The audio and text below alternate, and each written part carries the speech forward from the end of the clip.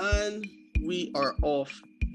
Good night, everybody. Welcome to the Bearded Conversations podcast. This is episode 6, and this is going to be a part of a mini series. We're going to be having, hopefully, fingers crossed, 2 episodes where we're going to be covering everything about rape, and we're going to try to get deep, as some of our fans have said. We need to get deeper, and I think this is one of the episodes where we definitely will get deeper. So, this episode 1, we are going to be defining rape, or trying to define rape. And at the end of it, what we want to do is that we want to have a little bit of a hypothetical legislation, or a wish list for what we want a legislation on rape to include. So hopefully we will be able to get through that in a reasonable amount of time. So the first thing I want to do is that I want to welcome the ladies that we invited into our space to the podcast tonight. Welcome, ladies. Welcome to our space. Welcome to Bearded Conversations. Thank you. Hi. Thank you. Yeah, so the ladies that we have on tonight we have Drew. Drew is a friend of a friend, Ramon, who would have came on for about 2 episodes ago. And yeah, introduce yourself for the world. Let them hear your voice. Okay, so apart from me being a friend of a friend, I am a pastry chef, as well as I own my own business, Jada Patrice, CEO. My name is Drew Ellen. Yeah, and I'll be in Barbados soon. That is awesome. So welcome to the podcast, and it's nice to have you in this. And as Chad said, Chad, who is currently at a backyard party, that's all we can assume. But as Chad said, the same thing. Just by virtue of being a woman, I think it qualifies you for this conversation in the same way that being a man qualified us to be in this space.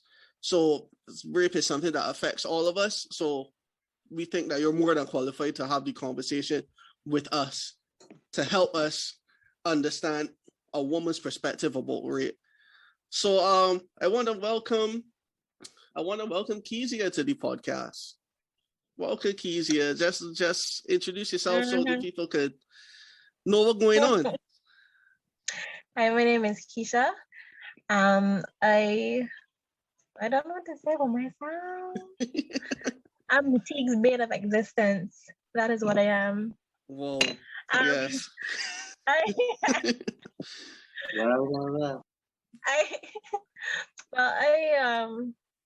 I aspire business owner, so that's what I get about myself right now. I really don't know.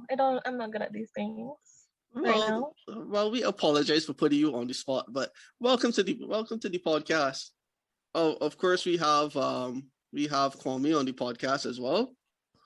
So welcome to the podcast. Introduce yourself for the world. Hi, yes, let's take that. My name is Kwame. What do I need to say about myself? I'm a massage therapist. I also make jewelry. I like laughing, mainly. I can get serious. I'm not argumentative, but my thought process is normally not the common one. So yeah, Yeah. I'm interested to hear what you have to say. Well, hopefully you don't laugh too much on this podcast because it's a serious topic. You don't want to hear rape and then somebody laughing in the background. Like, yeah, we Oh don't. no, that's not funny. So Yeah, we don't. It's definitely not a laughing topic. We want to welcome Sanika to the podcast. Welcome to our space, Sanika. Introduce yourself for the world. Hi, good night. Well, my name is Sanika. I'm a student at BCC. I'm studying nursing auxiliary. I am a mother of 2. So I just interested in hearing men's views and takes on rape. And that's basically it. Yeah. Okay. So wait, is that everyone? Is that all of the ladies? Yes, it is. So guys, we have the regulars on. We have Kwame. Guys, don't forget, I got a plug. I have to plug. Kwame is writing his book. The link would be included in the description. So a preview to the book is on Wattpad. Don't forget to go and check it out. We also have Darian. Darian has the Anything Goes podcast. Check it out. It's over on YouTube every other Sunday. And we also have Zane. Zane is our resident barber and ornament. Just check Zane's Irie Cuts over on Instagram. And then you have myself. I have the Political Refugees podcast. I know Arthur wants to shoot me. I'm going to record an episode of the podcast as soon as I'm finished with this one. I promise. So, yeah. Man, teach me, gonna bring me on, man. You're gonna bring me on. Let me do a collab again, man. Yeah, definitely. That Sportsman one was a classic. That was a classic. Yes, definitely. And we want to do that again. A lot of people listen to that one, believe it or not. So, yeah, we gonna do it. I've been putting it on the back burner for quite some time. I'm almost finished the episode though, but I decided that I wanted to record everything from scratch. So I'm gonna do that because I'm gonna be covering minimum wage in that episode. So yeah, that's it. Tonight, guys, the topic that we will be talking about is rape. Now, rape is a very, very serious topic. It's a topic that is pretty controversial at this point because once an individual experiences something like that is so incredibly traumatic. So this episode is for the individuals out there, and hopefully we can walk away from this episode, after listening to this episode with an individual learning a little bit more about rape, learning a little bit more about consent, learning about the pitfalls that we have with legislation, and being interested in wanting to, pick up the fight and actually helping victims receive some form of justice. But this is the Bearded Conversations podcast, so we're going to be talking about it from more than one perspective. We have the male perspective and we have the female perspective. That's why we have both men and women on. And we're going to be holding people accountable, especially in episode 2. We're going to be going hard on the individuals who deserve to be held accountable for the foolishness that they engage in. So this is what this podcast, this episode in particular, is all about. So I know I talked a lot so far. I'm going to have to talk a little bit more because I want to start with the history of rape and I want to hear what everybody has to say about it. But initially, the word rape was actually derived from the Latin word rapere, not repair, but repair as in R-A-P-E-R-E, which actually meant to steal, to seize, or to carry away. So, of course, historically, rape laws were actually property laws. Rape wasn't viewed as a crime against the woman, but as an act of theft or seizure of property from the victim's husband or the father. So this is a crazy thing. And this was something that was common with law. Human beings were seen as property, and a woman was no exception. So you guys would have gotten that first part of the document, right? I want to hear the males first on this, because this is something that we have to grapple with, which is the male-centric perspective of rape and how it's only a woman being violated, and how it wasn't the fact that a woman was violated wasn't even important at that point. It was just a property law. I wanna hear you guys take on that. I don't know who wants to go first on this one, because usually Chad goes first. But Man, I can jump on this one, man. yeah, go ahead, man. I got ballsy, man. But you said something.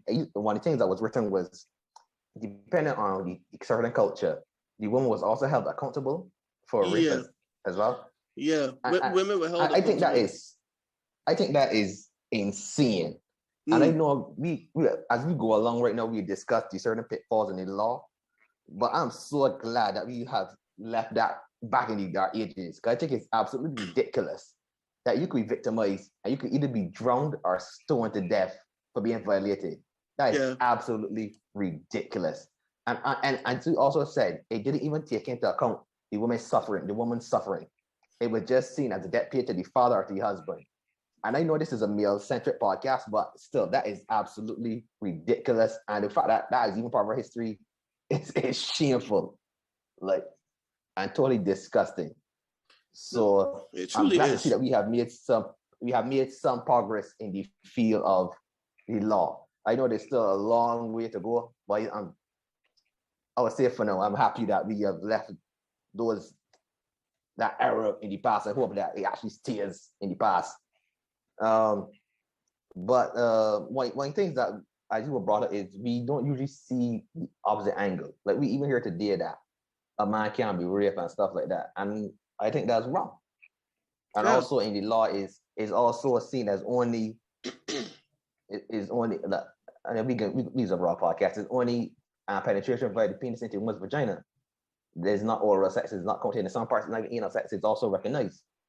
So I think that's something that has to be seriously addressed as well. Like I don't know, like if I grab me personally, but if a male grabs a woman and tries to shove his penis in her mouth, I don't see how that is not classified as rape. It absolutely is, and there's no justification for that behavior. So I think that also has to be changed on the books. Yeah, that definitely, and I fully agree with that part. And for the listener, what Arthur is referring to is these early punishments of rape, which actually included women. One of the first written rape laws, which is the Babylonian Code of Hammurabi, women were actually punished. It was punished by death. And of course, in this case, a virgin was held blameless. But in the case of a married woman, it was considered as adultery, and both of them were punished by drowning. But this is something that, believe it or not, still happens today. If you follow what is going on in Pakistan, there is something called a jirga. A jirga is what is essentially their local form of a court. It is a grassroots sort of court that is ruled predominantly by men. And there was one case where a woman, she was raped. And of course, she was going to be married. She was set to be married. She was raped. And the fact that she was raped and she was no longer a virgin, it was considered by the jirga as an insult to her husband. And as a result, she would have been sentenced, or she was sentenced to gang rape. I don't know how that is some sort of a solution, but she was sentenced to gang rape as a punishment for being raped in the first place. So these are things that still exist to this day, and it's something that we do need to speak about. So I'm going to transition to Zane. I want to hear what Zane has to say about this in particular, the history and what it means to him as a male. Good night. I would say that my first thought probably was, "Damn, this is awful." But that was a pretty obvious thought. But I pondered upon it some more, and I looked at the examples, and you were talking about Babylonia, Yeah. which is which is pretty far back. So you came forward in time, but the jumps were pretty large, and those examples you would have used are people who are of very different ethnicities and race and customs. And I wondered, one of the things I wondered was, it made me think I maybe should go and look at rape in pre-modern Africa. Like I wondered how rape was seen in African cultures, you know, so quote unquote back in the day. So like I said, aside from the obvious of it being sick, that you would, choose to kill a woman, I know that the idea of virtue is such a large and important thing for a lot of the older cultures. So I mean, I try not to look at the past too judgingly, I guess, because they lived in their time, and in their time that was sensible to them. Of course, to me as a modern man, that absolutely makes no sense. But I won't look back at the past, at least not that far back, and try to paint a modern picture of what they should or shouldn't have done, because they did what they were going to do. But it is obvious that we live in a way more egalitarian and progressive time, and I think most will have a grasp on what rape is to an extent, but I think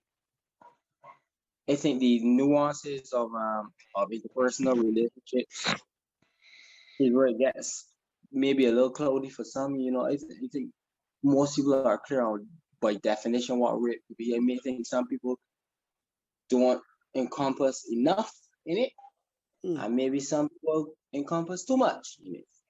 Yeah. So I think that's where it really gets more intricate as you really talk about situations and add some nuance into those things. But like I said, as far as the document, it was pretty black and white stuff there. Yeah. So we're gonna definitely get into the legislation a bit. I could just go through the tidbits of the legislation, because I don't think everybody would have gotten hold of the legislation today, especially the one in Barbados, because the one in Barbados is a little bit problematic, but I don't want to jump into that right now. I want to stay the course, because we are on the history of rape. So I'm gonna transition into Kwame. I want to hear what Kwame has to say on this history in particular. Well, personally, right, I like to tell people I'm somewhat of an alien. I look at things through a logical perspective. And through the document, I have not seen any documented cases of, let's say, child rape or male rape. It only referred to the female aspect of it. It pleases me to see historically? it pleases me to see that we have grown from such barbaric ways of thinking, and there's more equity worldwide as it pertains to the safeguarding of your personal space and feeling a little bit more secure. But despite that, it still continues to be something that is happening in our society. And especially when it comes to cause rape can be a little bit technical too, which is one thing that I did not see there, which is a huge thing in our society. What's the technical word for it? Statutory rape. That's it. Yeah. You mean raping of a minor? Yeah, like when somebody, even if they're consenting or not, the fact that you're a big 40-year-old person and you're going for a 14-year-old, 13, 12, that's considered rape too. Yeah. Yeah. So statutory rape. So I think the document was informative, but there's still some aspects that I noticed missing that I would try to bring up tonight during the conversation, because those are equally as important too. Yeah. As I said, and this is for the listener. This is in relation to a document that I sent everyone, but the document isn't comprehensive. It just gives you a bit of information about the history of rape and that sort of thing. So we're going to flush it out. We're definitely going to flush it out. My 2 cents before I transition into the into the ladies' opinions tonight. I think that the history of it is disgusting. Look, it's so difficult to read about these things and like hear that these things actually happen. But what was interesting to me is that there are still individuals who are essentially culturally stuck in a time loop where these sorts of actions and these sorts of mindsets, these sorts of ideologies still exist today. And they use the jirga as an example, but the jirga is just one of many examples of what happened to women today. There are people who are stuck in the past culturally, and then for one reason or another, they have not moved on culturally. So I'm gonna start with Drew first. I know she typed something into the chat, so I'm gonna start with her first. So I want to hear your 2 cents on the history of rape. Okay, so first off, that was just disgusting. Back in the day, the mindset was so let's say just struck on the patriarchal side of society, because the man was in charge of everything, the money, the food, breadwinner, etc. But we've come such a long way, as well as in terms of definitions and how it's more specific. The new definition of rape, although it is specific, but it only labels the man more so of the attacker, the violator. It does not state that a woman could rape a man.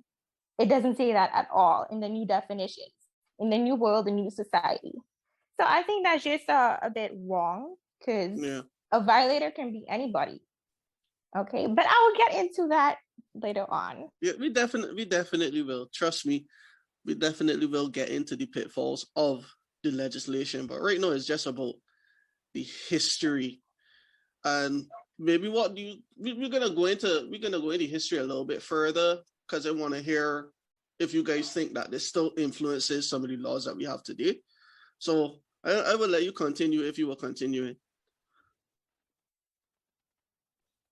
More so, I was just gonna state that the labeling theory has a part to play in the new definitions of society. I'm not too sure if you guys know about the labeling theory by Howard Becker. It basically states that somebody of power and the state create a label for someone, and then that label is attached to that person, and that person lives up to that. So I feel like that is the same thing that comes for rape and what they associate it with, etc., to the male counterpart. Okay. I stick a pin in that. Don't go along and forget, because I definitely want to go back to that so that we could go into it a little bit more in depth. So we're gonna transition into Kwame. I want to hear Kwame's take, and then we're gonna go to Sanika and then Kezia. So yeah, Kwame.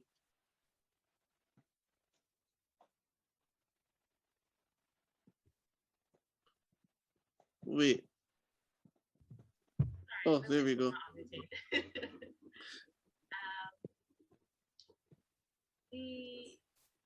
What Drew was saying about the new definition of rape, this is according to Caribbean, the definition includes everywhere as far as I know. Wait, you sound a bit far. Yeah, you sound a little bit.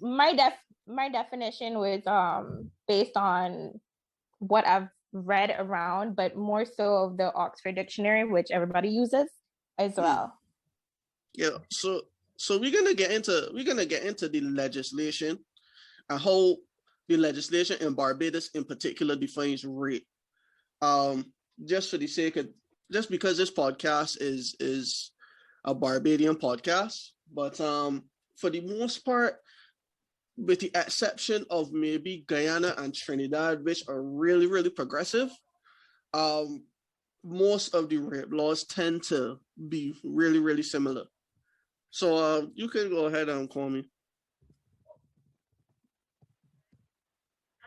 In my opinion, as everybody said this before, it was a bit barbaric, but not a bit, very, because if a person is viewed as property, like property as it what I mean, do with it what I mean. And that changing was very important to seeing things in a different light. The mere fact that men can't be left out of it, to me, it feels barbaric because a human is a human at the end of the day. Agreed. So, like the feeling behind it, the trauma after, all of those things should always be included. Male, female, boy, pan, whoever, whatever. So for me, we still have work to do in terms of certain places. And still more places are more progressive than others. But I think it's something to look at, not only based on gender, but for people to understand that it's not just that event and that time that affects the person. It travels through the person's life.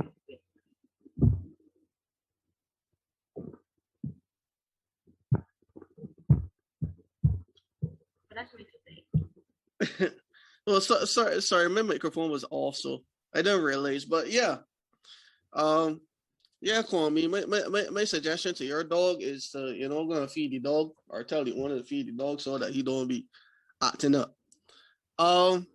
Yeah, one of the things that I want to mention is the gender-based approach to violence, and to me, it's something that is so disgusting because, well, I deem it as disgusting. Some people don't, but is this perspective where only women are truly perpetrated or affected by the act of rape. They're affected disproportionately. So really and truly, only a male could be the perpetrator and the female the victim. That's something that I find incredibly disgusting, and it informs the debate on not just rape but abuse and all the other forms of sexual violence. So that is something you brought it up, Kwame, but it's something that that's what came to mind when I heard you speak. We're gonna transition now to Sanika. What is your 2 cents on the history? Well, to be honest, I am so disgusted that women were viewed, and sometimes we are still viewed in modern times now, as properties of men. There have been instances now where women are not allowed to say no to their husbands because that's his title, or to their boyfriends because that's his title. Also, people would say if a woman dresses provocative, that is reason for a man to justify wanting to rape her. Like, these are things that are still happening in society today. Sometimes we're just talked about as a sexual object. Yeah, agreed. It is discussing that people that these ideas still exist today. I think that as men, that is something that we are going to have to grapple with. How we're going to deal with it and how we're going to try to stamp out that behavior, because like nobody is anybody's property. Straight up. Simple. To the men that listening to this podcast, you know that this podcast is about accountability as well. We can bash who we need to bash. And when women do foolishness, we can definitely bash women that do foolishness. But men, when you do foolishness, we can bash you as well. And look, you don't own nobody, girl, child. Nobody ain't lay down for the 9 months with a child up in the stomach or go through the labor for all of them hours. Sometimes maybe days they're dealing with being in pain with a child for you to own it. It doesn't work like that. We don't get to have ownership over human life. And this is something that we need to transition away from. So I guess we save the best for last. The best opinion for last. Let's see if this is the best opinion. Yes, well, yes, I you am going to can be go nice ahead. today. You must ask Civil War now. Oh boy. Me personally, like I already read up on the history. I know a little bit about it. It pisses me off. But I'm going to be very nice today. You don't have to be nice. Like this is I have to be. I this can is drive your raw. podcast up. This is a raw filter podcast. So if you angry, if you hear it and you angry, just let go of that anger. Don't hold it back because it's foolishness. It's honestly disgusting. My mind is expand when I read stuff like this, to be honest. And I think it's ridiculous. Especially when you hear things like patriarchy is not a thing. It was made up by somebody and is literally a word in Latin. But anyway, aside from that, I want to address something Kwame said, like, about male rape. I think back in Roman times, if males were raped, there is nothing that, like, honestly, it would just get killed. The sentence was just death. So there was justice for men when they were raped, right? But it's funny how it was a attack against the person, but for women, it was attack against the property of, again, the husband and the father. It was not about how they felt as a person or how it violated them as a person, but for men, it was that. Whether it was from anybody, or female or male, if it was against a man, it was viewed as an attack against their person, right? Also, minors, there was also provision for minors as well. At least from what I know, like from back in Rome, there was provision for that. There was also provision for women, but again, it was always usually seen as a property thing. Yeah. Right?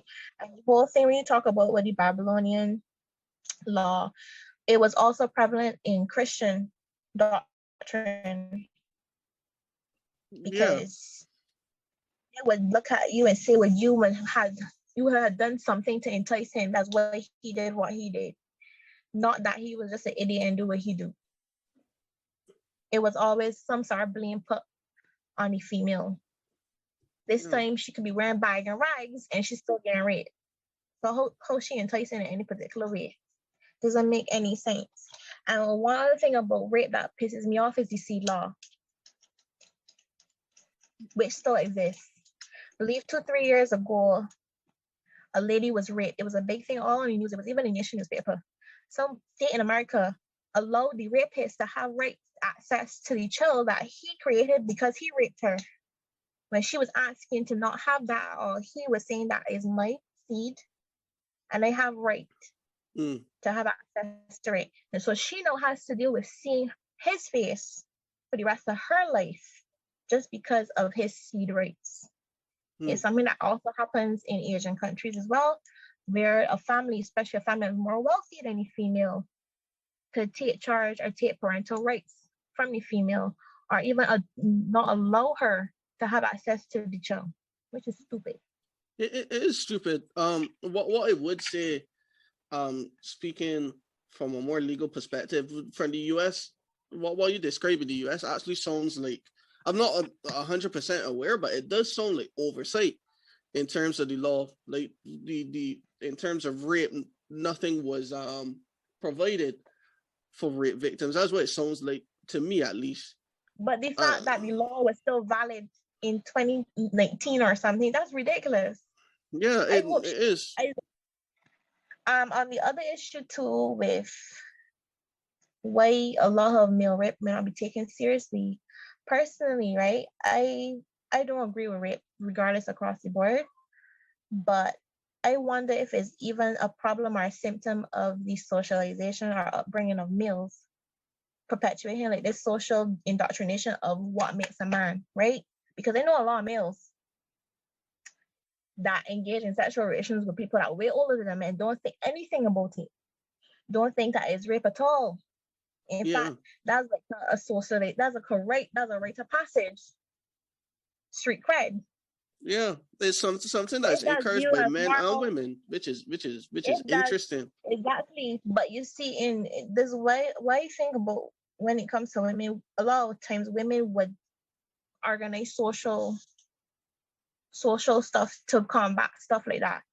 But this is not something that you can hear men talk about, because for a lot of men think this is just normal. And if they think it's normal, how when the line get drawn, and how you holding people accountable if a huge number of people think this is normal. Even back in the day, men would take their younger ones to brothels to get experience on how to pleasure a woman, but that was grown women. Yeah. And that's normal behavior. So if that keep perpetuating through the centuries, how are you gonna solve a problem that is not? Is you can't come outside and look at it. You gotta look at what's happening within the group that causing the problem, causing people to think that they're entitled to do certain things or be certain ways. Yeah. So yes, women are accountable for their actions and stuff, but you still got a problem that exists and nobody is addressing. Yeah, we definitely need to address it. I fully agree on that one, because there's one of the problems with rape is that not just rape but other forms of sexual violence is that it's underreported. And the reason why it's underreported because people are actually unaware as to what consent is, as to what age you should be having sex at, all of those different things. Like people don't even think. Like people think at one point there were individuals who thought, because the person may have orgasm during during that sex, and they put in air quotes that wasn't rape. They enjoyed it, but no, that actually happens during rape. So all of these things are issues that we need to grapple with.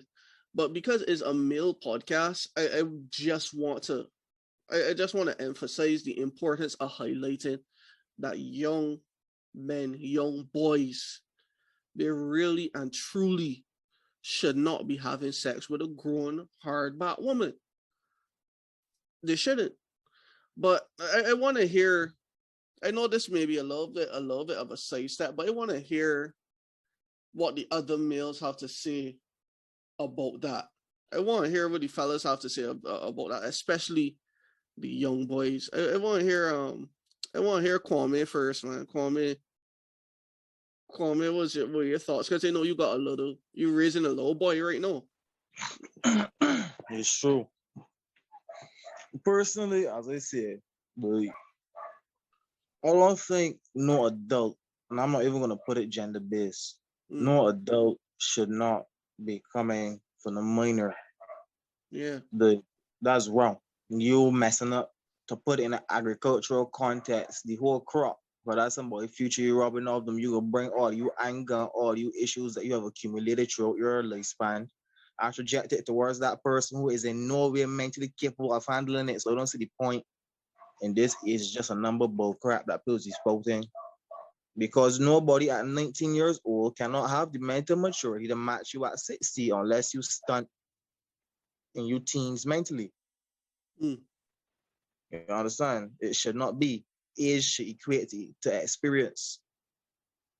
And the way I see it, the only people who go for people who younger than them is people who know that the people in their age are capable of calling them out on the shit. So you will see a man that immature talking about he like younger women because he on that immature child party small vibe like the same young girl. So when a grown woman come up to him and be like, yeah, though, nothing wrong with getting every once in a while, but we still gotta focus on getting that bride. She boring. That's how I see it. But as I said, I'm not gonna play a pin detail on the donkey. I think it's an issue in society in general as it pertains to older people projecting that cougar behavior, and even the porn sites and all brand of thing, making it seem like some sort of fetish. Yeah. Whereas like step parents preying on the step kids and all brand of thing. When I go occasionally on the sites and I see the amount of videos that these categories have, it's gonna concern me this our world that we live in, and it's only now that they take the rape fetish category off of certain porn sites because they even had that there, they even had neck crawl fetishes and all brand thing, and like, and this is something I was saying years ago too. We have blurred the line between what is acceptable and unacceptable so far as we have progressed through our march in time that we no longer understand or remember who we are as a people, what it means to be human. It's just a matter of who got a louder voice and a platform to promote it. And if you got enough supporters, this is a new fact. Ain't a matter of right or wrong no more. Is we got a bunch of believers and we believe that this is what it is. So this is what it is. So I don't know. And I realize in society, a lot of people do not want to be held accountable. They rather glorify it and make it seem like it's something sexy. But at the end of the day, as a father, I wouldn't like that my son, 16, and some big old woman, 50, saying, can't run my boy to rock your youth. Like, you ever go up on the tree, I pick a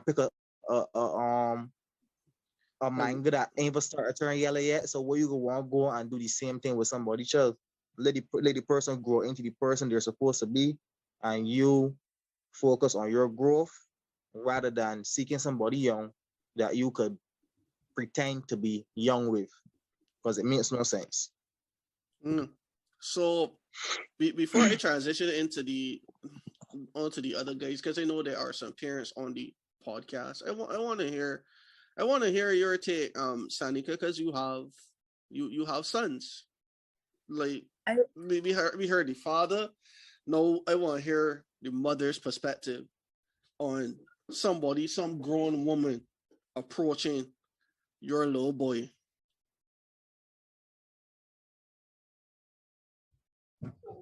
Teague, I was listening there all the time and just shaking my head. Because coming up as a child, I grew up with brothers. It always used to be as it was Kwame said, that was saying that it was glorified. Oh, my son getting older than me. He's a G. You understand?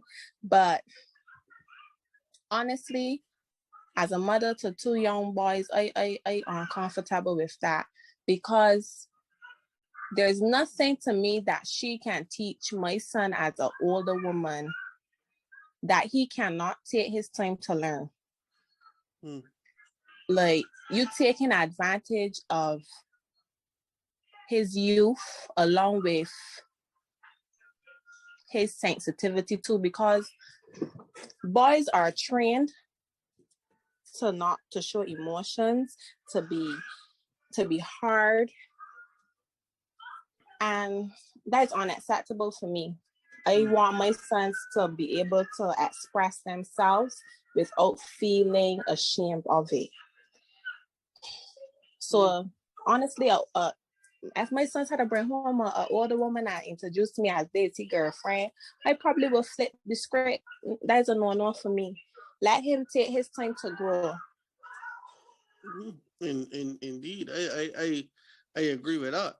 I don't know if any individuals who are not parents want to pick up on this. But then again, Zane, you're gonna have a son just now. I don't know what your feelings are on the issue. Boy, like I said, whenever y'all start talking, you just start pontificating, and I haven't gotten to as far as thinking about my son as yet. I was actually still thinking about myself and my own experience. If I'm going to be, as you started talking about getting deep, well, let me start by saying that I would have lost virginity at 10. From a slightly older, I wouldn't call her an old woman. I can't call her a predator, so to speak, maybe because she was maybe 3 years older than myself. But, we were both minors, etc. But I was in no way, shape, or form ready for sex at 10. It was 10. But I listening to you guys talk, I'm thinking about how that may have shaped my life. I'm thinking, I'm not going to pretend as though it felt traumatic. There were parts of it at the beginning, I think, recanting the experience. There were there were parts of it at the very initial beginning that were that was traumatic. Because I do remember crying because I wanted to basically I wanted my mother at that time. I remember that, but I also remember, even at the age of 10, I remember thinking that I can't scream because I'm a man. I remember having that thought, and that thought stuck with me for the rest of my life. Aside from that, it went how it went. So when I say that it's not necessarily traumatic, consciously, I can't say to you that it has, caused me sleepless nights or, give me anxiety or depression. Any effects that it's had on my life are subconscious. So I wouldn't know. I really am not aware.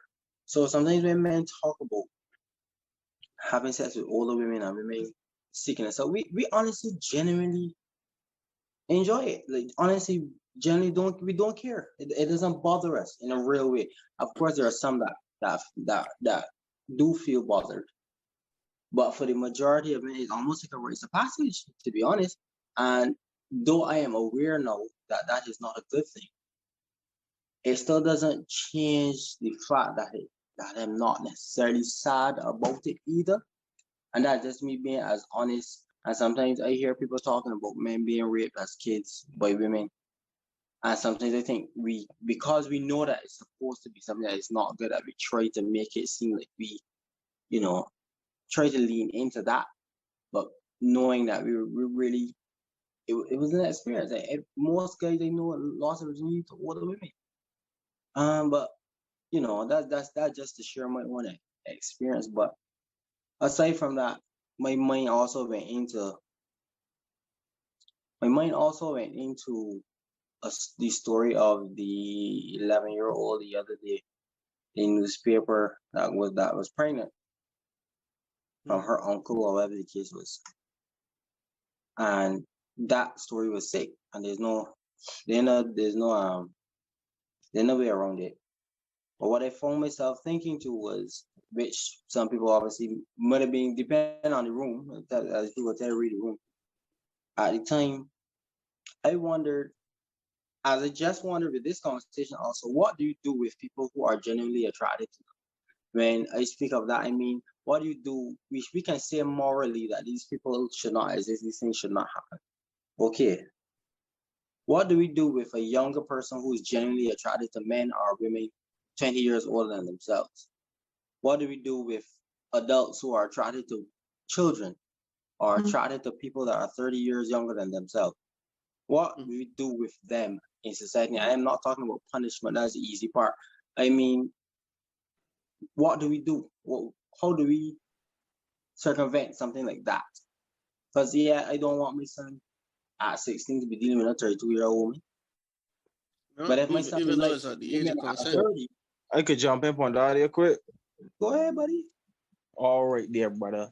Well, for me, I think that at a young age, because hold on, Kwame. Yeah. By the way, if anybody else wants to jump in, you don't need to use the chat per se. You could just jump in and say, "Hey, can I jump in the same way that Kwame just jumped in?" So if there's something that's burning on your mind, just ask and let the person wrap up their point. So you could continue, Kwame, before it drop out your mind. Yeah. Well, I would say, like, as a society, well, especially as a Black society, I feel as that growing up, a lot of us don't really know who we are, because the emphasis is put solely on doing well in school. The other aspects of your development as an individual is not really paid attention to. So to that end, I would say, like, people can come and speak about these things and see, like, if there's a way to resolve it. Because at the end of the day, never wrong have your fantasies, but at the end of the day too, I might be somebody got a fantasy, but that's why it's called role play. You know what I mean? I wouldn't actively seek out somebody to project my own twisted desire on, because I know there's a market for like fetishes. You catch what I mean? There's a niche for that. Even so, Kwame, like the golf certain lanes that you just don't cross. I don't think that. You know what I'm saying? I just don't think that. I won't want to tell my girlfriend, yo, babes, what you doing dress up in a primary school uniform? Not just because I can understand a schoolgirl uniform like secondary school or something like that. But like, I want you dressed up in a primary school uniform upon you bubbles and like to me at some point you gotta be sick in your head. Agreed. Yeah.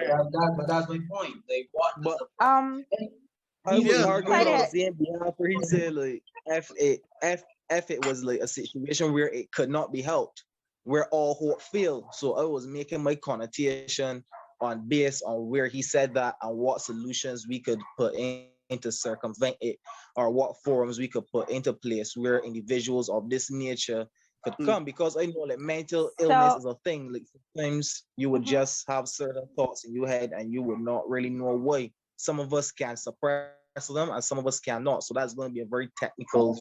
That's true. So I'd like to jump in right now. Yeah, okay, Drew, jump in. So I think as a Black society, I'm just going to say it right now. We don't take into context about this thing called a therapist. It actually works. That's why there's a whole profession and a safe space for people to go and talk to some professional to work on those issues. But as a Black society, we omit it. It's totally across the board, not something that we go to. They say that it means that you're mad. Oh, I don't want nobody think that my child mad, so I stay and deal with your problems. Like as a Black man, I can't go to my family members and say, yeah, man, I'm depressed and sometimes these suicidal thoughts just pop in my head. I don't know why. Like I'll be smiling, then just so I'll hear a little whisper. Nobody don't like you. Like what are you gonna do with that? Your family will laugh at you and tell you like you're mad. Then quick throw all your business all over the neighborhood. That's how it usually go. Yeah, that is true. But I like. I wanted to jump in a minute before I lose this out my mind. I would have said in the chat that this is a generational curse. And I find that women that go after younger boys are sometimes women that were gone after by older men when they were younger girls. So this mentality sticks with them. So then they become the predator. They were the victim and they become the predator in the end too. Agreed. A lot of ladies, a lot of girls are not able to come home and sit down and have a conversation with mommy or daddy for one or more reasons. Their mommy or daddy might not believe them, depending upon who the person is that is doing it to them. Or sometimes, they know mommy and daddy may react like they will kill. So instead of saying mommy and daddy go to jail, keep it to themselves. And then that brews in their minds. That is true. So, the question that Zane brought up really sparked a lot for me, and I have like so many more questions that I want to bring up as well. Yeah, brief interjection for move forward. Like I remember. It just flashed to me just now when I was younger. I had met basically if I had 10 females calling a random number, 8 of them were raped in Barbados. Yeah. And one thing I realized among these females is they all say the same thing, that when they go to the hospital of the cases, the people come and they ask them the same questions and it forces you to like relive the situation. So most of the time, by the time they get to the point where like it's go forward after all the testing for DNA and all that sort of stuff, you traumatize and people ask new questions over and over and over. Most don't really bother to go through with the court case aspect of it, and because of that, the rapist will get off to continue to satisfy his sick, demented little fantasy. And I realized because of the way whole thing set up, even as it pertains to male rape. If I was a man and I go, well, I am a man, and I go to the police and say, yeah, man, I just get raped by a buffo, man. They're gonna laugh at me bad. But you see, right? That goes back to what I was telling Teague earlier. If the problem I was talking about, where is there's got some sort of acceptability of this whole thing of what makes a man, and this street cred that's come with men being able to sleep with older women and don't view those things as rape, right? When people actually traumatize within the male community and go and report these things, nobody can take it seriously because it's not viewed as rape. It's not something that is inherently viewed as rape. That's, I can tell you, the street cred, something that is supposed to get big up. You fellas gonna be like, yeah man, and everybody can begin cheering you on. Yeah. Nobody can take you seriously. So that's a problem you all gotta deal with within your community, because if we as women gonna view these things seriously and then mobilize a whole effort to create laws to protect yourselves, if y'all don't mobilize the same very way, how you gonna solve the problem within your community where actual boys or men that actually need help can't get the help because everybody looking at the retarded? Yeah, We're talking about. You think that if Beyonce go hold on to listen to me, if Beyonce had to say I can go hold on to that boy and do all that, you think he gonna be traumatized? He gonna go and say I sleep with Beyonce and he ain't gonna feel nothing about it. I tell you now, fellas, let me so that's a dream. Without realizing the effects that play on his mind, and then the trauma with torture for years, and he went no way. But he might not think so. But he might not. Like that was my point. He might not even feel traumatized at all. That's my point. I was sitting down and bigger than trauma, but having sex with other people. Hold on, we talking over everybody. So let Kezia go and let her finish her point. Just big up themselves for doing them certain things, and it's be like a whole thing. Everybody's be there like cheering on and getting on with one another, and do not ever sit on the table. You know what? She's a grown woman as a child. Yeah. That's what it is. It's a conquest thing, and they're gonna keep doing it. They're gonna keep doing it. It's feeding into some sort of ego. That's what you're doing. It is disgusting, but one word that, because I'm going to talk about legislation in a bit, but one word that I realize is missing from our legislation in particular is the word coercion. And when it comes to these sorts of things, it is easy for older individuals to coerce younger individuals into having sex. They may pressure them in one way or the other. They may tell them that there may be some punishment or whatever. A lot of things come about from coercion. So that is something that is lacking.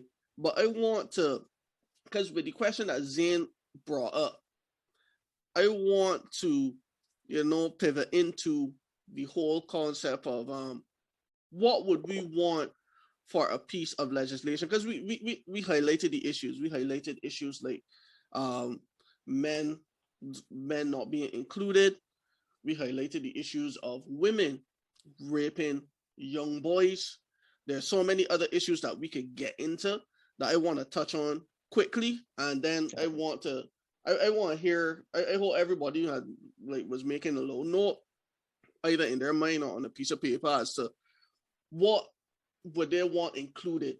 And we're gonna start for males, and then we're gonna go in for females. But let me jump there quick. Oh, I thought it was on my back. So let me jump there quick then. But continue. Yeah, for males and for females. But the thing about it is that most of the early legislation actually has influence on later pieces of legislation. So we know that it started as a property crime.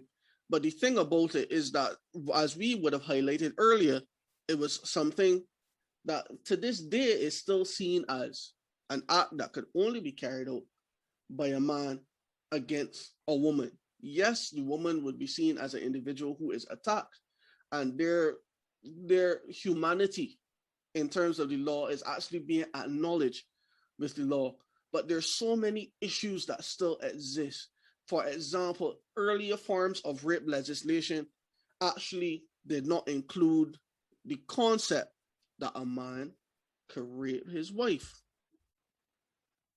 And believe it or not, many of the earlier legislations within the Caribbean as well also included that a man cannot rape his wife. And to this day, the whole concept of a man not being able to rape a woman that he is married to still exists in many of the laws across the Caribbean. Jamaica is an example. Barbados, believe it or not, is an example. But before I jump into the legislation, I want to hear your thoughts on that. So we're gonna jump in. Anybody could take this one about women in particular, married women not being able to be raped by their husbands. All right. Me, as somebody who technically still married, I will say like how people consider because somebody married to somebody that they can't violate them. That's like me saying like, or it can't be domestic abuse because we married is a spot. Don't mind the black and blue eye. She just fall down washing she face in the bathroom. That's me. Like is the same logic. It sounds asinine. Yeah. To others. Yeah. So and anybody else want to take up this one? Yeah, and then that is where I would have said earlier about viewing a woman or a man, because we women is great husbands too, as properties. Yeah. Just because a ring is on the finger and the last name is there does not mean that that person is still not an individual. That does not mean that all rights are lost because of that. People is come home tired mentally and physically and just don't be interested in anything like that. So for a person to think that saying not tonight is upsetting enough for them to take it away is disgusting. The sense of duty is no. Yeah, straight up. No means no whether you are married or not. Honestly, right? I agree with you for sure. Yeah. But you know what happens in that situation is, again, this is a lot of religious context. But when these things occur, it is usually seen as that's the thing about marriage. Yeah, it's like with marriage, at least back in the day, if you look at that, marriage would have been a long contract, and you would have had to read the fine print, and things like that were in the fine print. We are in a very progressive time now, where we think again as we separate the couple and keep them as individuals still. But in a way, the entire point of being married was not to be an individual, but to be two in one. You know, that concept of that oneness permeates throughout finances, through romance, through everything. So even when you talk about raping the woman being the property of the man, because the two were tied together, so it was equal disrespect to the male as to the woman. So my thing is, again, this is not me disagreeing or agreeing to anything. This is just me explaining what I perceive to be the situation. So yes, what we in our time would say, yeah, there's no way that if I ain't have to feel like having sex, I shouldn't have sex. And I agree, because you can't get out if I feel it.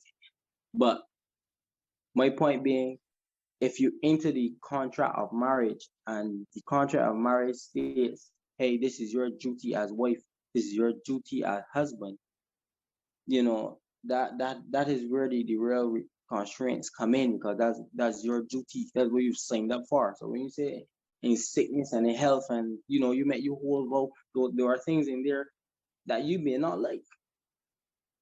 So that's one of the things that we gotta look at and understand too. It's easy to say, well, yeah, you can rape the man, or the woman can rape, or the man can rape the woman in marriage. But the reason why I imagine a lot of people, they would not have seen it as rape is because in their minds, the duty of wife, the duty of husband was to satisfy their partner. And in essence, the two were one. So you can't rape yourself, just so you can't perjure, just so you can't perjure yourself in court of law either. I totally agree with you. I'm just gonna put a quick note there. I just like to say that back in the day, a woman had no right to speak up, to say no, or anything of that nature. The woman just had to be waiting on the husband hand and foot. However, we've come to a new society, a new age, where a woman has a right to speak up, a right to say, no, I don't want to do this. So we've come such a long way as gender equality, maybe even not so much, depending on where you're at, depending on the culture, etc. Like Pakistan, the woman can't say no. So I totally agree with what you're saying. However, that's just my point. Yeah, for sure. Yeah, That for sure. that that's a Go ahead. that is a fair point. One of the things. So far I think we. But I don't know how everybody else feels, but I think that we covered a lot of the issues with that transition from rape law before into rape law today.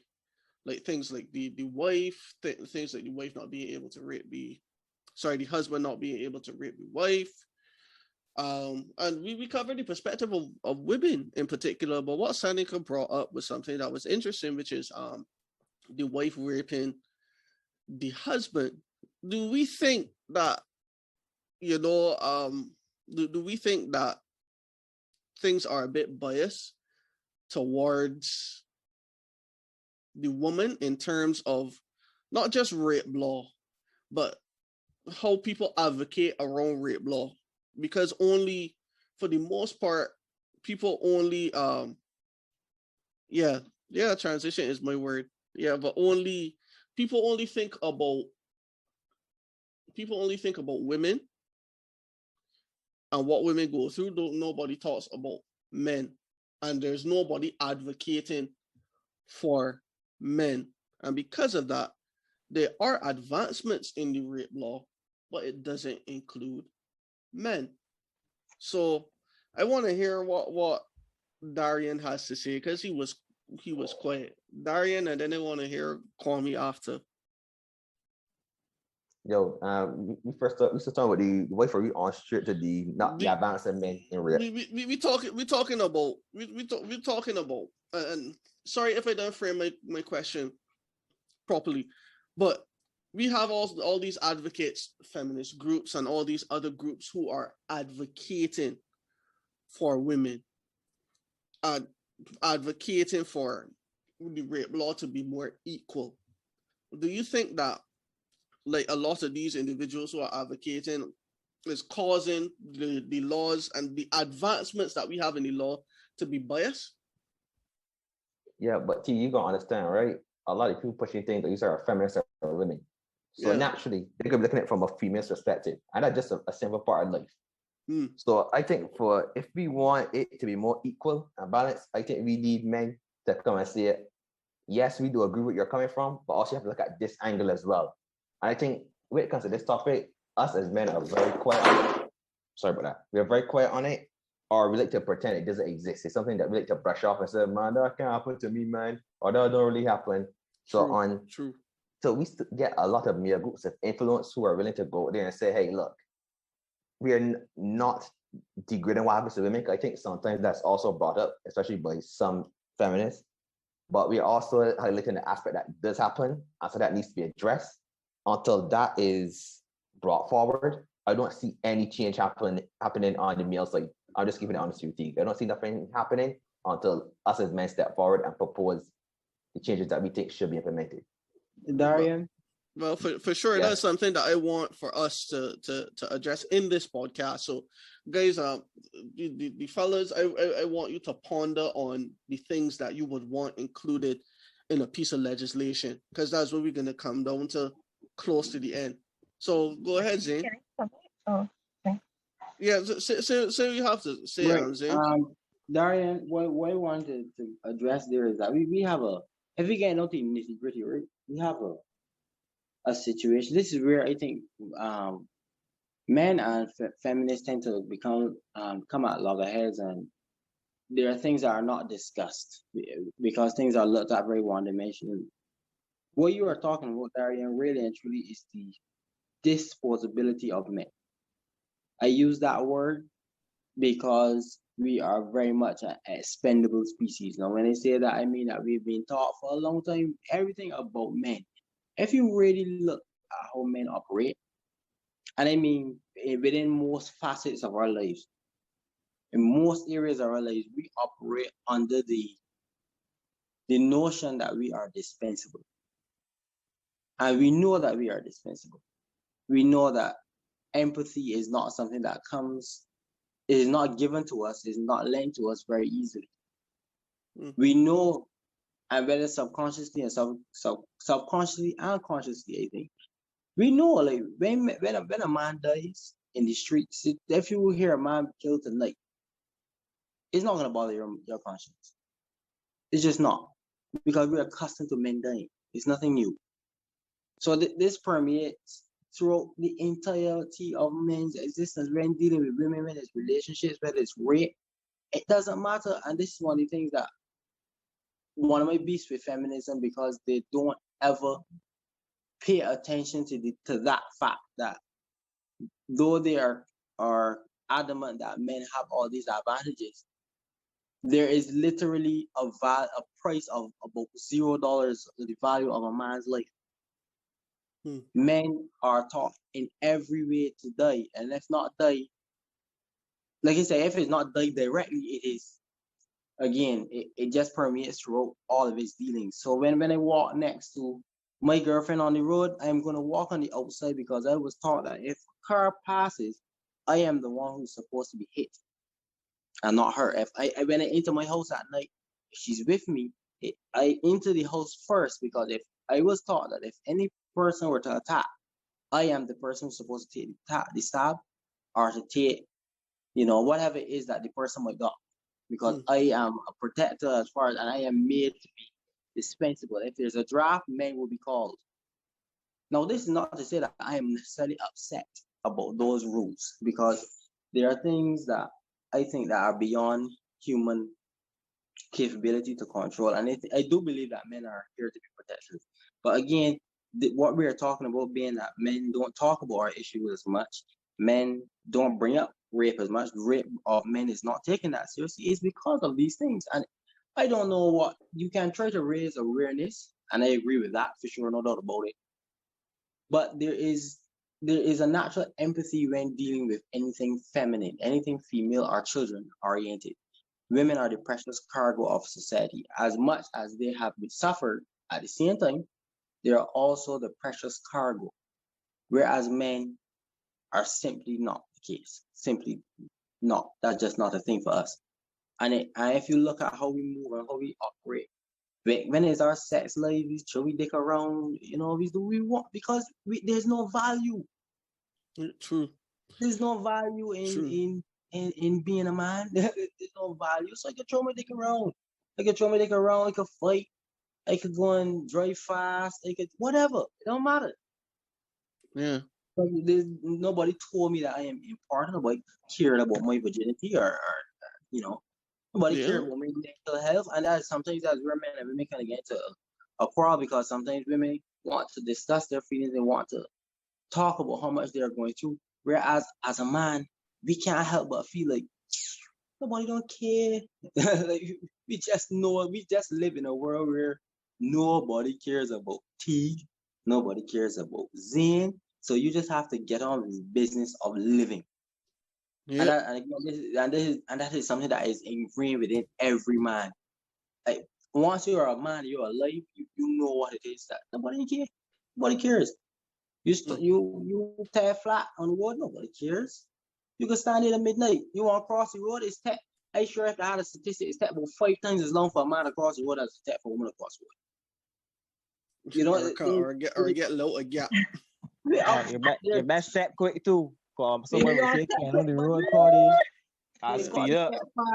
And I mean, again, the girls saw even up to today, like, as a man when I left for them, boy, give me a drop.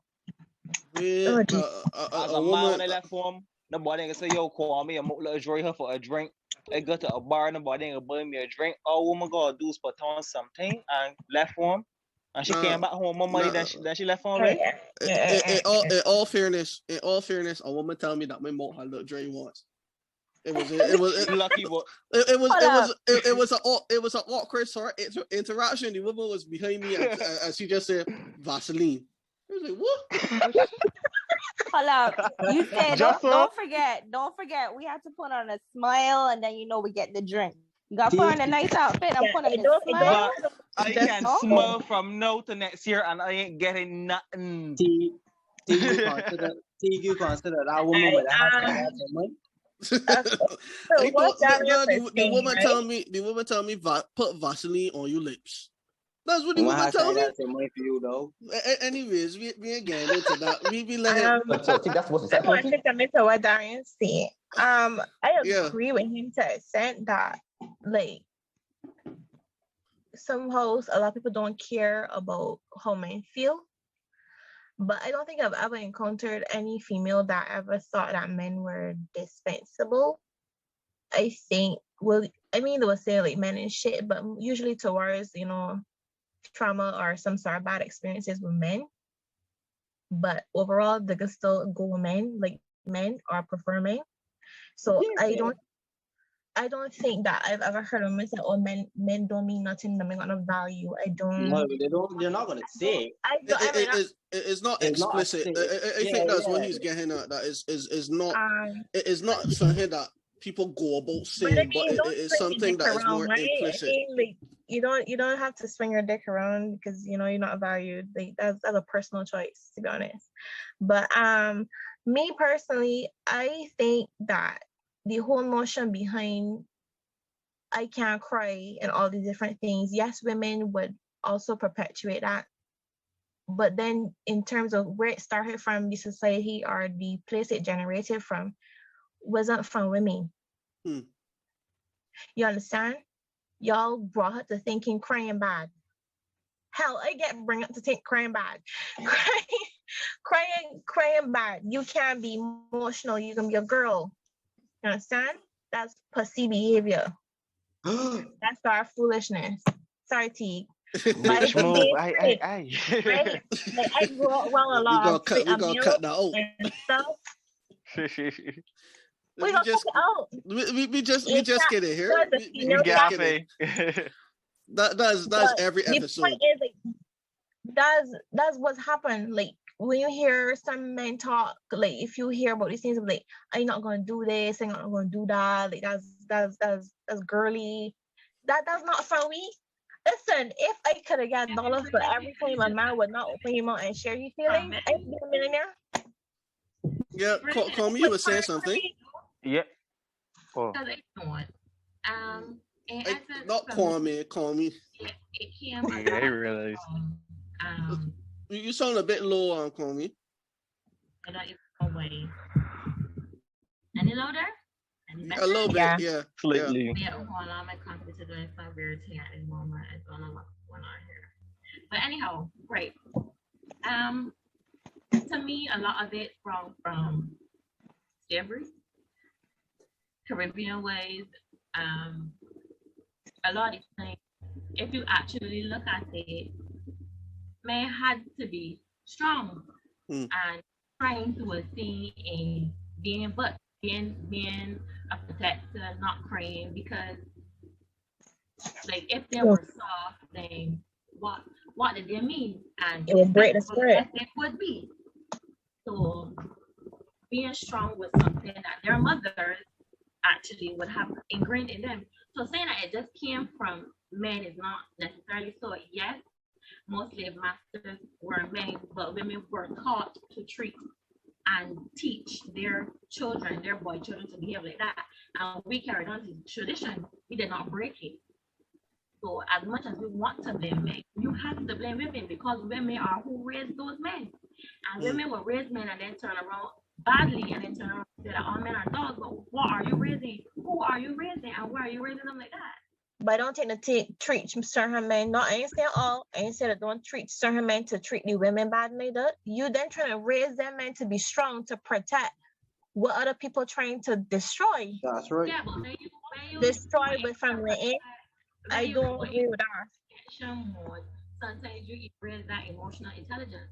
So a lot of men are taught to forget how they feel, but that should never be the case. If you really look at the men that are close to their grandparents, like their grandmother, usually they'll be a tad bit more sensible when it comes to emotional stuff, because the grandmother that passed you know what you're talking about, and her sense or idea of how a man should be has changed. So that grandparent teaching is going to be a lot different from mommy that now really and truly children watch their parents grow up. So in mistake that they continuously make, sometimes it be hard, but it's only when you get older you can go back and say, well, I was wrong, but a lot of parents don't, they don't. And to unlearn something that you have learned for your entire life, in my opinion, is quite difficult. I have begged men to just tell me how you feel. It ain't that hard. To me, I would write a whole letter, 3 pages, telling you how I feel with certain things. It's so easy for me to feel how I feel. And humans suck at communicating a lot of times. Humans suck at having emotional intelligence. We are so desensitized to things, especially through TV, crime, whatever, that it just whatever. But men are whole different, tell a whole different story altogether. Because society will tell you don't, a woman will come and tell you yes, and then a man will say, don't even try back in my face, and it become a whole back and forth argument. And if nobody accepts the responsibility that they play a part, it's not gonna change. It can be the same cycle over. Before you jump in, Zane, because we got women on the podcast, we got men on the podcast, and that was something that was brought up more than once, which is men not opening up to women. So I want you guys to give a little bit of insight to the women, since we here and we sharing. Like, what are some of the reasons why you don't open up? Well, for me personally, as a man, I never could go that far, because if you guys realize, as you guys mentioned earlier before we went live, I have a sleepy way of talking. I can be very passionate, and people mistake that passion for aggression. No. So when, as a man growing up, and even throughout my walk, throughout school, throughout personal encounters, life has taught me to be reserved, because whenever I try to open up or I try to show people who Kwame is either argument, whereas people misunderstand, and they gotta spend so much time trying to get you to understand something simple, or is a situation whereas the body secretly judging you. And from situations like that in relationships, whereas women has asked me personally to open up, I then quick so I realized the best friend looking at me funny, screenshots getting passed. So those little instances throughout life has taught me as a man to only do and see what is necessary, because the world got an issue with me being a man and how I am being a man. So I am putting myself out there to be the board for the dark match. I hold in my corner, because even as I was telling me and Zia was talking earlier, as a man, nothing wrong being outspoken, but you gotta know to pick your battles. And you see the thing about experience, bad experiences can be so traumatic, it shapes how you react with everybody moving forward. And when you go in a situation all the time, when you realize every time I put myself in this situation again, I ask, like, regardless of whoever want to put you in that situation, like if you're a man that you're near drown and your wife tell you, come baby, I teach you to swim, you go fight that, because like every time I go in the water, is near drunk, so I can stamp on the sand. You have fun. That's small. That's just how it is. A trust thing. But that can breed more distrust. That can breed more problems. It's hard. It's a hurdle to overcome. Because if you don't give, and if she giving of herself and you don't give, she gonna feel like if she in a whole thing by herself, and then problems are gonna start. I want to hear Darian, man, because you started to speak up, and then Kwame took over. So I want to hear what you have to say, Darian. You know, it can't start Kwame, you know it is. But the thing is, right, and I don't know if it's forever change. A lot of men just don't want to feel weak, right? And especially, how about you? A man don't want to ever look weak in front of his woman. I just think that's just how it is. And I think a lot of men feel when they open up to the woman, the future can look at him. I'm not saying this is accurate. I'm just saying that whole lot of men just think about it. The few know that she can look at him as not as sufficient as a man and look for a replacement. So I feel honestly that way a lot of men don't open up, especially to women, because they're afraid now that they'll get replaced for somebody who's seen as quote unquote better. So that's just my 2 cents on it.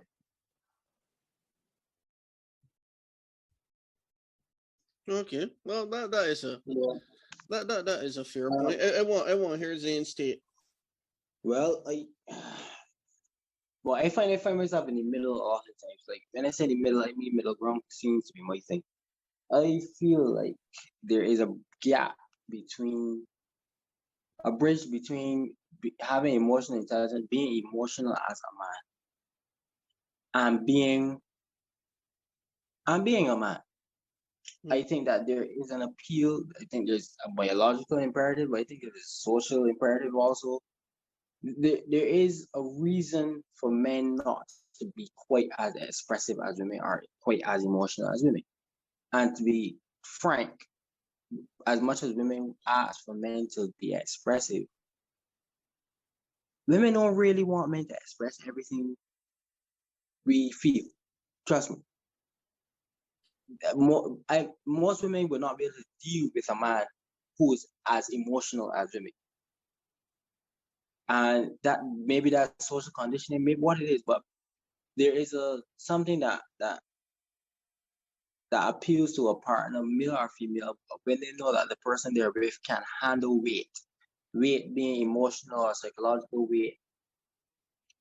And there is something to be said for being strong. I think there's virtue in being strong, yes, including sometimes being quiet, including choosing not to respond to something, choosing to deal with something without being, having an emotional outburst, etc. So there is I think it is necessary as a man, there is a necessary component to not being quite as emotional as women can be. And I think that men don't have the luxury of being as emotional as women either. And it's not an indictment against women.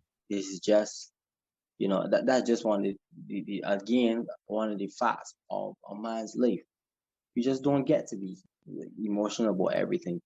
We have to compartmentalize and make choices and make decisions in the best way we can to be as competent as we can in whatever we're doing. We can't afford to break down cry. We can't. And again, it's not about women. I'm trying to not necessarily compare, but one is cry a little more than the other. But as a man might cry, but you can do it in a little corner after however long. But men don't have the luxury of having a breakdown because of whatever we're going through. But my hearing look good today. Like we can't have that. And again, when I use that as an example, again, I'm not trying to trivialize what women feel and how women are or say that it's bad. But men just don't have that luxury. I am a pretty expressive dude. Like I'm pretty good at communication when it comes to women. I can communicate my feelings all day long. But even in that, I realized that I still only communicate maybe 40% of what they're actually feeling. Because there's just a limit to it. And there is a respect that comes out of not seeing certain things, not appearing to me, even if you want to as far as saying not appearing to care about certain things. You may, but there's a merit in simply deciding, you know what, this is above me. I'm not going to even bother to address it. And again, I like to find middle ground. So if you could balance your emotional self with your, standard physical being, your stability, then that's beautiful. But again, I would agree that a lot of men have that issue of not being able to communicate at all and don't know how to communicate well. But man, as a man, traversing this earth as a man is not an easy thing, and it is incredibly difficult. And also, as a man, aside from dealing with women, if men have emotional outbursts around men all the time, we are going to have instances of violence often. That's happen. That is something. That is something that happens. So that's something that we also have to navigate through when we are dealing with not only our counterparts and women, but we have to deal with that with men also, because we can't afford to have. And when we do, you see what's happening. Men is fight, men is shoot, men is do all kind of streets. Yeah. You know what I'm saying? So it's it's a funny thing. But again, I just happen to be someone that can communicate well. But even in my communication, I've not been the best at all times. Emotional intelligence may not be there all the time either. But I've definitely had conversations and felt unheard as a man. That's probably one of the biggest things as a man. That if we do say something, it may not reach, or it may be ignored. Yeah, it may not be understood. I may not be taken into consideration in a real way. Because I think we have to look at the fact that men and women do communicate differently, and I think that that's one of the things that causes problems between men and women sometimes, because perhaps some women have lost sight of the fact that men are men and that there are ways to communicate with a man if you want that communication, etc. And vice versa. So I know that's my 2 cents. That might be 5 cents, but Yeah, communication to anybody that's listening, communication is a process, and each and every person has their own language that they speak, in terms their own emotional language that they speak. So that's just how I see it. And you're gonna have to interact with people differently. Some people like to communicate immediately and often. Some people like to take their time with it. Some people want to trust an individual, all sorts of different things. So when it comes to communication, you just have to find a way to do so. So I don't know if the ladies have anything else to add to what was said by the men here in terms of trying to answer that question as to why we don't communicate. But if there's nothing else to add, we will move on to the end. So go ahead, Drew. So I was thinking, right? I think it was Kwame, female. Yeah. Female Kwame. Sorry, this is how I want to distinguish it. Kwame, and I can't say it properly. I'm sorry, I can't butcher your name. The socialization process and who was there in the beginning to show you what is acceptable to society, especially the crying part. If it's okay for a man to cry in public or private, or just the whole aspect of crying. Who was there to tell you that, it's okay? Who was part of your upbringing? So if your grandmother was there, I'm sure your grandmother would tell you it's okay to cry. If it was your father, I'm sure he would say, no, you can't do that. You're a man. You have to be strong. So it all depends on who is there in your upbringing to tell you the ins and outs of the bad world outside of your house.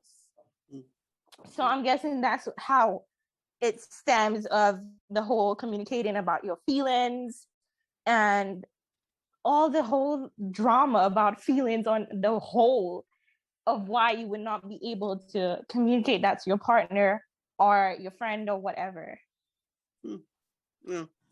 Well, T, I just wanted to cut in there a minute.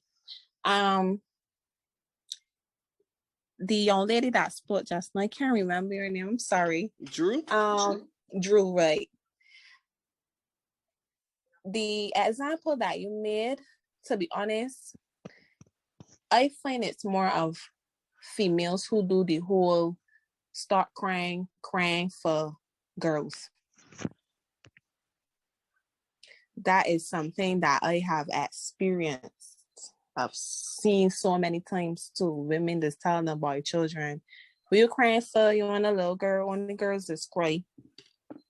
So then hearing that from a female in your life as a man, you think that you can end up want to open up to a woman that you in love with about feelings that you may have or things that you are carrying around on your chest. You can remember those words. Were you crying for you, the girl? Right, and that's the same thing I was saying earlier about past experiences and how it just shape you. Life to show you as a man not to open up. Yeah. So either your mother or your peers is always shown to you in different ways. So one thing that was highlighted, the word, the little phrase that was highlighted, generational curse. Those 2 words. Look, this is what we're dealing with right here, a generational curses. And the only way that we could break them is if we start plotting a reasonable and sensible path ahead. And I think that that this is what the last part of this podcast is all going to be about. we want to break these generational curses. So we highlighted for eons, because this the what we mentioned in the earlier part of the podcast with the those Roman codes and early pieces of legislation and that sort of thing, and legislation to this day, all of these things culminate to an inadequate response to the concept of rape, a part of a generational curse that I think that we are responsible for breaking for our children. Because when we're gonna have children, we have children now. Some of us have children now. Some of us will have children in the future. It is our responsibility to make a better world for them. So I want to hear what's everyone's take on the elements of a rape law. What should a rape law include? What rape legislation should include? And I want to start not specifically with the males on the podcast, but I want to start with the elements that should be included for a male. So the first thing that a piece of rape legislation will have. In fact, let me scrap the part with males. In fact, let me start even better. What should rape be defined as? And what definition would be inclusive for both males and females? So I don't know who want to take up this one first. So what the definition of rape should be? Definition of rape should be sexual abuse of an individual. Mm-hmm. Because that's going to be for male and females. I think that oral sex should be included in that as well. So sexual abuse, which could include oral sex. Yes, anal sex as well. Anal sex. I'm making a note of it. Mm-hmm. Along with the normal penetrative sex, but and any other form of penetration. Correct, but I mean it should not only focus on being something that only women go through. So that's why they should say both genders. Penetration of a man or a woman. Okay. Correct. So I'm gonna go over this. So it's sexual abuse,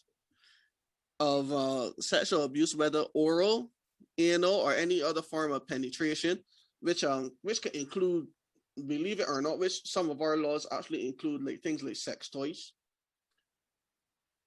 People could use sex toys or a stick or some other object to rape an individual. So any form of penetration of a man or a woman. So what do you guys think about that? Is there anything that you guys think should be added to this? The term unconsensual, somewhere in there, that statement should have unconsensual. So just that word alone, yeah.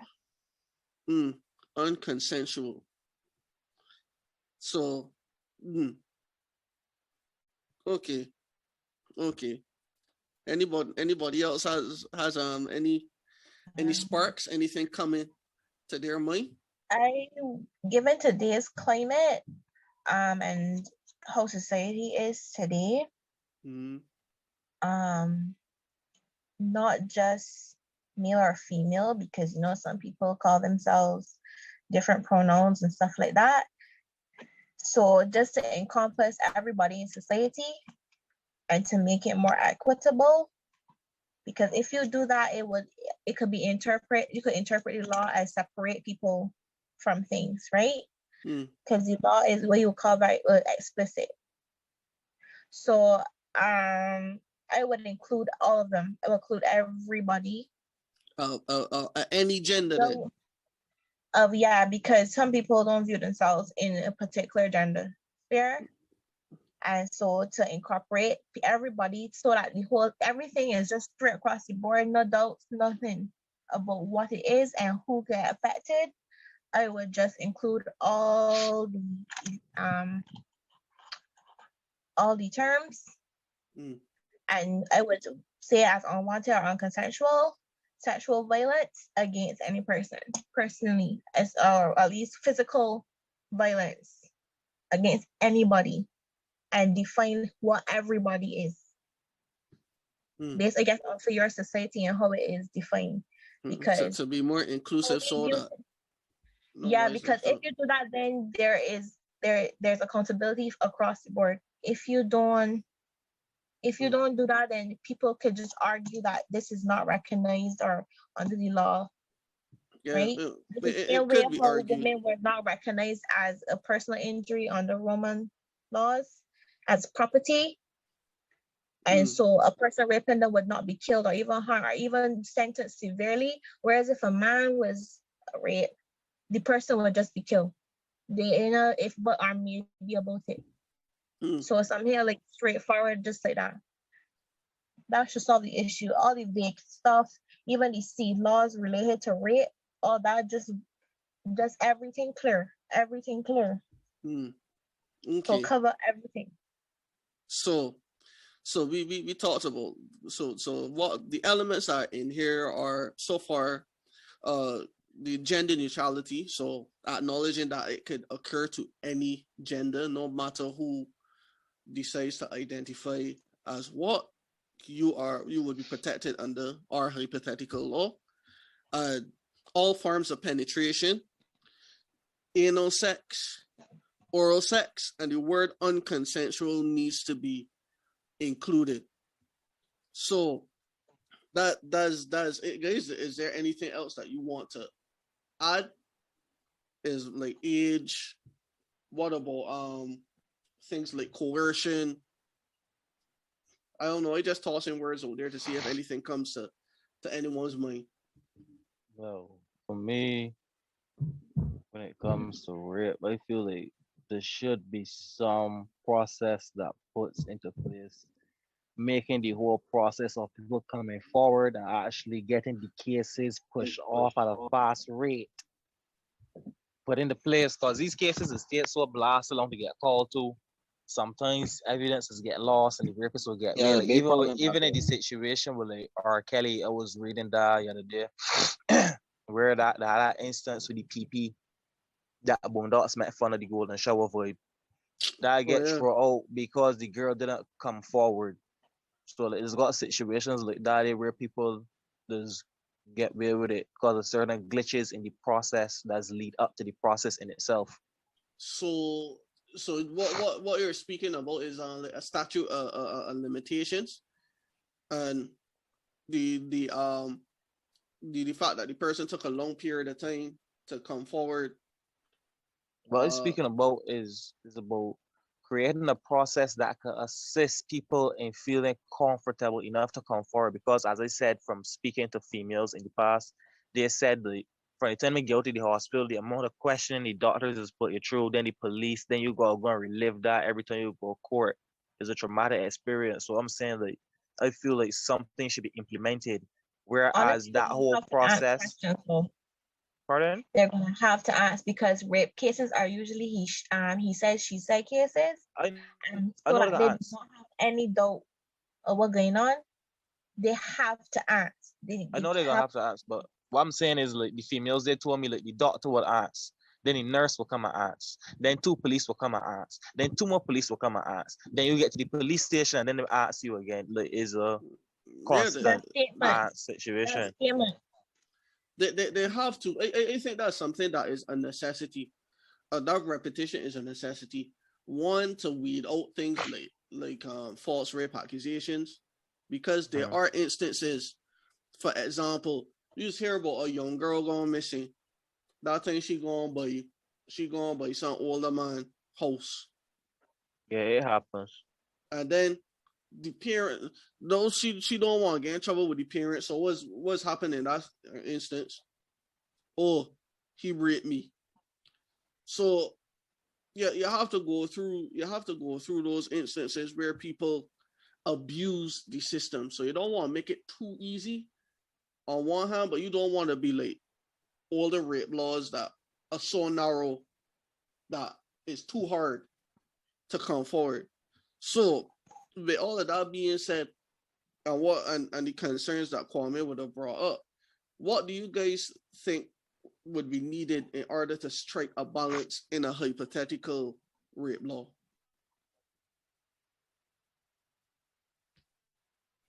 I would say confidentiality, and any breaches of that confidentiality, severe punishment too, because even if you got people as Jane Doe or they block up faces, especially in Barbados, these paparazzi, you could find out virtually anything, anywhere, in any place from anybody, if you know people.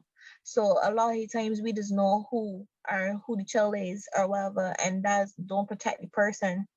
Like, well, children more so more protected, but like sometimes you don't know, or you can't protect the people because people might slipping, and you ain't got no accountability, no punishment for slipping. Them sorry things. And that whole the same notion in mindset, it can go come from your mindset too, because a lot of people would say, oh, she must wear something short, or she had on something sexy, or she must seduce or some foolishness. That same mindset permeates any society on this planet. It just piss me off. I wear a short skirt. I wear it for you. I wear it because I feel like wearing a short skirt. It's your choice to come and attack me, though. That's not my character. That's on yours. So confidentiality. Everybody agree with that one of confidentiality? Yeah, man. Yeah. So confidentiality of who though? That of both the individual and the person being. But the confidential of the background. I was saying, I think too that consent needs to be defined because it loses its definition. Somehow I don't know how. I just don't know because people would. She looked at me and started me, and so that means she didn't want it. But did I tell you anything with my mouth? Like, did I say it was okay? Or some people would say they start and then the person said no in the middle, but them start already. I said no. So no, the definition of consent needs to be blatantly defined. Like that is no in the middle, and that person needs to stop. This is the part. But that's really hard to prove there too for me. That is a very good point. That's a very, very good point that Kwame brought up though. So before we move forward, I want to hear what you guys think consent should be defined as for our bearded conversations rape law. Let me put it that way. Bearded conversations rape law. I like that name. So what should consent be defined as?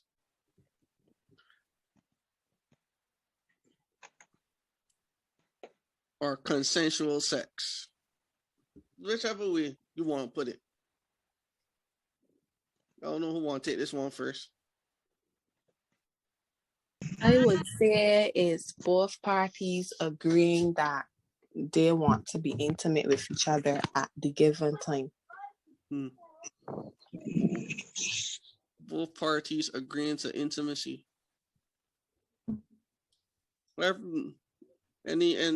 everybody else saying on this one? However, you feel like let's just call it 2 steps in, and then something changed, the whole mood changed, flashback or something, and then one party says no.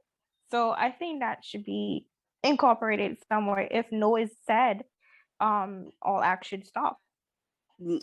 So, but then you could say an agreement can be revoked at any point. But how do you prove that the agreement was revoked? And I speaking as a female, I speaking, but how you gonna prove something that happened when nobody else in the courtroom was there? But that's a rape that's come down to most of the time. But no, you say if you revoke in between, but that's still something really hard to prove. Because you say that how when the little girl could say, well, he raped me. How you gonna prove that? How you gonna prove that you say no? That's a real hard thing to prove. Even if you had to put that and rate it, I'm sure a good enough lawyer could go and find a loophole on that real fast. It's so hard to say no from the beginning, because if you kiss somebody, that does not mean that you want to have sex with the person, but the other person may take it that way. and you saying no, me are not translating into no. The same way, I also think that when there is when people are intoxicated, um, a lot of times that happens because one party would be more intoxicated than the other. What do you do there? When you say, well, she said yes, but then she in her recall or her recall, she said no. Like what happens there when both people ain't in the right mind? I don't think you can really tell two intoxicated people not to contact that. So a lot of time when it's word of mouth, it's hard unless you got a video or a recording, it's going to be difficult. Because And I can say that I said someone, I didn't say no, even from the beginning. So I think how you could prove that at the end of the day, that's difficult. It will always be difficult because you don't have any, unless you have physical proof of a struggle or whatever. which is probably what the law that said forced entry, because they could probably prove forced entry, which is way to encourage people to come forward earlier than later, because then the evidence won't be erased or covered up. Because you know your body can heal itself, and the vajajas do some wonderful things down there and make things disappear. So how there's a big issue with rape. A lot of it is very hard to prove.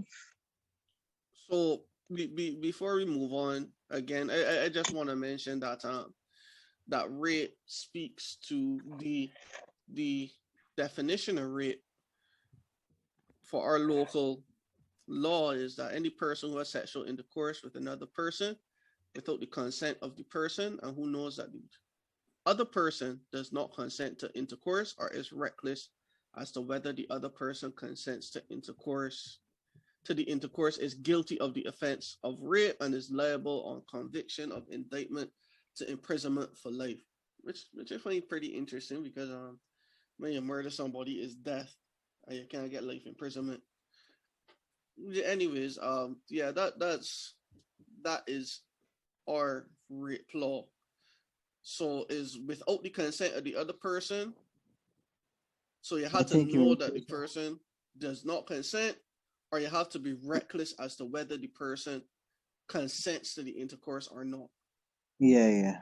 I think communication has to be a very big part to play in that equation because we've entered in somewhat into brackish waters. Because even in hearing the ladies talk about it, is like there are definitely situations where this is, as a man, I can tell you, we've been in situations, men and women have been in situations where no meant yes, and there are things definitely where no means no. Now, to distinguish the two, maybe a touchy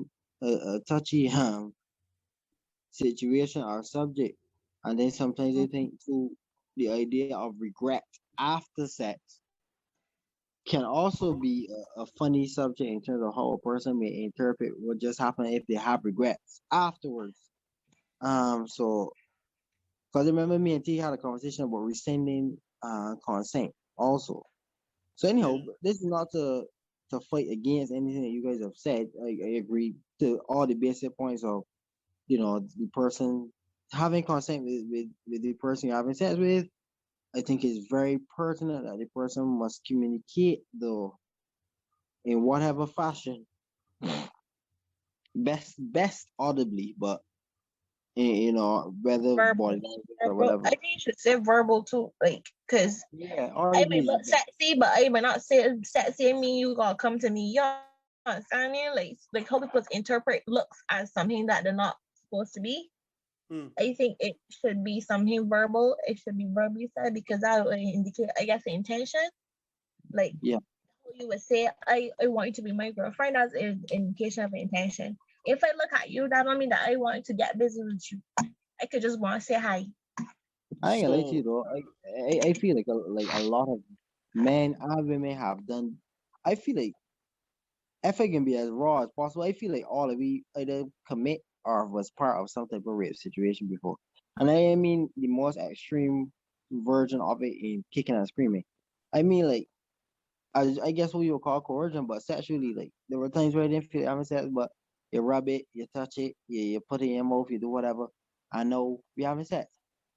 And vice versa. There are times you might have had a woman there or whatever, she might be like, maybe, but you touch something or whatever, engine started, and then we had a whole session. So I feel like sometimes these subjects can be so nuanced and interesting to discuss. But that's me trying to bring it to less than extreme and obvious circumstances, because that's the part where legislation needs to cover, especially because the obvious things to me are the obvious things. But it's the other things, no, that brackish and not quite as clear.